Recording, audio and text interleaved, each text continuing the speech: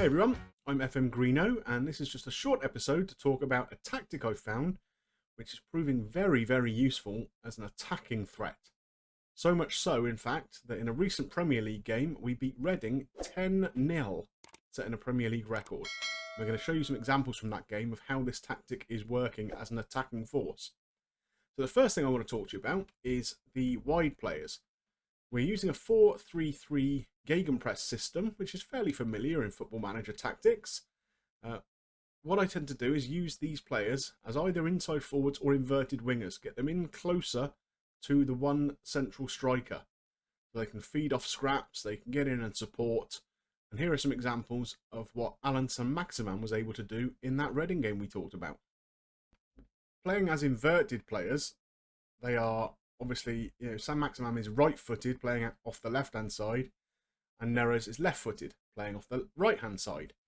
So that gives them opportunities when they come in a bit closer, like you can see here, Neres is within the confines of the box. Also Saint-Maximin. That when the ball comes to Saint-Maximin, he's able to take one touch, and being closer in, rather than having to take it wide and crossing, he's able to get a shot away. Very good shot. That gave us the lead. Another example here. You can see Saint-Maximin here on the back post. So he's basically playing as a centre forward at this point. We have Wilson here. David Neres is out here collecting the throw in.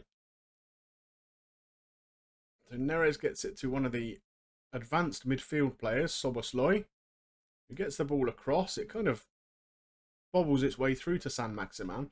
But again, because he's already there at the back post, rather than being a little bit wider, he's able to get inside his marker and finish comfortably. Third example here. So he's come from the left-hand side, picked up the ball in this area, and is running directly towards goal. This is what the inside forward will give you rather than the inverted winger. He's trying to head for goal. So we pass it on here. He's given it to Wilson, who plays a nice little 1-2 with him. Again, you'll see Neres is in and around. Personally, I'd rather he was a bit further out here, occupying the fullback, but you can't have everything. Again, you can see the fullback is coming into this space in case the overlap is needed.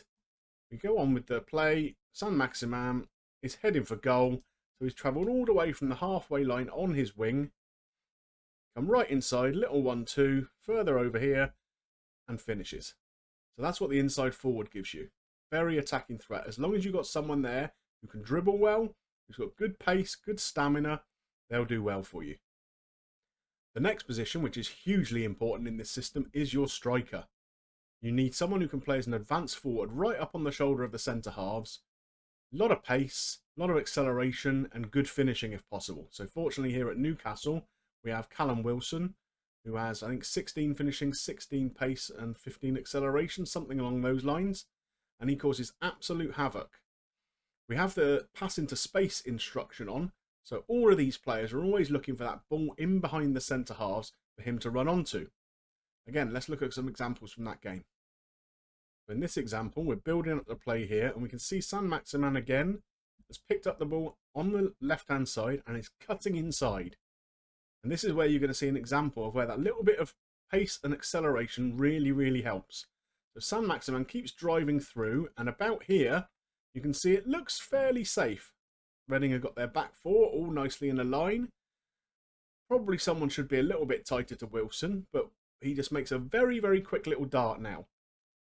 And that gives Saint-Maximin the opportunity to play him through. So here it comes. There he goes. Just that one little burst of pace took him away from the defenders, and he finished easily. Next example here. Again, the ball is heading out wide to Saint-Maximin.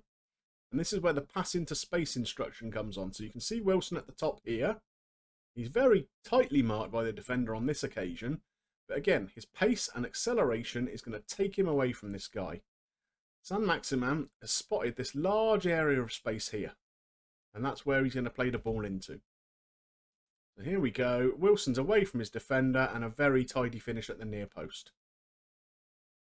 Again here. So ball has been cleared by their keeper. Milner is playing at fullback at this stage. He just nods the ball down again to Saint-Maximin, and there looks no real danger from this position. Again, Reading look fairly well set up. Wilson is in a little pocket of space, but he shouldn't be able to get behind from here. But of course, he's got all that pace and acceleration. So you'll see here, Saint-Maximin is anticipating that. Plays a ball into the channel, and there's Wilson again. Very tidy finish. Final example here goes to show what the pass into space can actually do. It's not all about pretty little football and then finding that killer ball. So Onana, you'll notice there, has just kicked the ball. Rather than playing out from the back like we normally do, he spotted an opportunity. Hit the ball long. There's Wilson again, using that pace and acceleration. Great little dinked finish over their keeper. So you can see with those examples just how exciting this advanced forward position can be in this formation. These players are always looking to get around and support. They're able to play little balls through. And again, if you've got creative midfield players, they're looking to do the same too. And one thing you will need to bear in mind, if you're playing inverted players, like an inside forward or the inverted winger, wing backs are very important. You need someone who's going to be able to get around the side of these guys, overlap and get into crossing positions. So these positions are vital, and you need to have someone with good pace, because they're going to be up and down, good stamina, because they're obviously going to be having to chase back quite a lot, and decent crossing is obviously an advantage. You can see in possession here, we do set up with the overlap tactics, because it's so important to get those players from the fullback position around the outside of those inverted players.